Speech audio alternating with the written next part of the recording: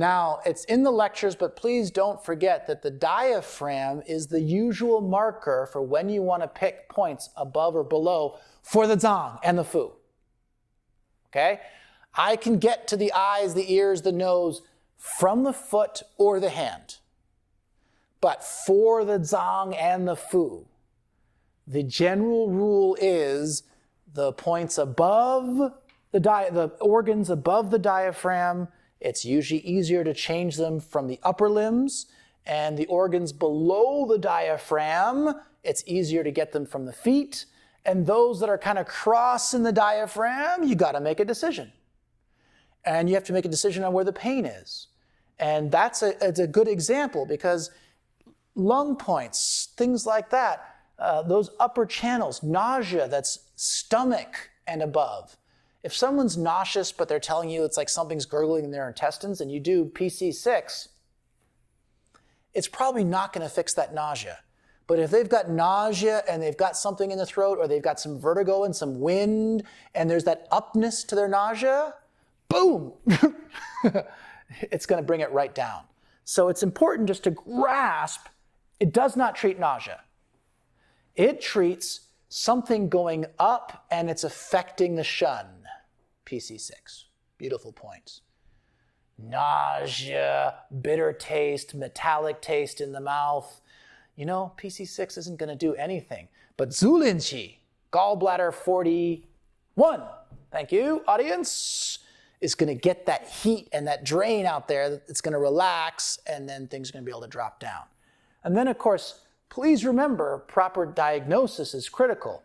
Is the nausea because everything is going up, and so it's nausea and vertigo?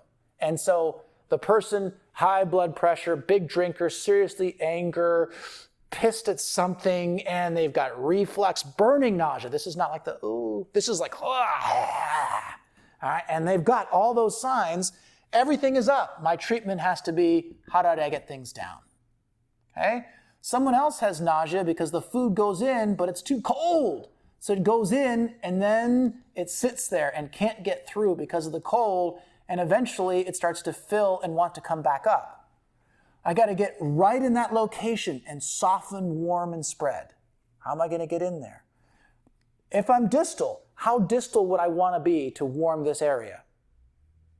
The answer is not very. In fact, my best point would be stomach 36, the least distal of all my points. And that will help warm, but then on top of that area as well. If the area is very, very tight, and that's why it's stuck, hiatal hernia, all of those kind of things like that, then what do I need to figure out? Do I need to get Asher work done? Do I need to go along the Hua Tuos? Do I need to spread? Do I need to soften? Or is everything tight and tense because they're an emotional mess? They got worry and vexing. The spleen chi, everything in terms of the emotion of the chi is knotted. In which case, do I need to stake them out 4 gates? Do I need to pull down and relax them and see if I can get Zhenjing to drop? Or do I need to go on Zhenjing and push it to push the chi down? And then their shun stops doing this and everything drops. Classic IBS person like that.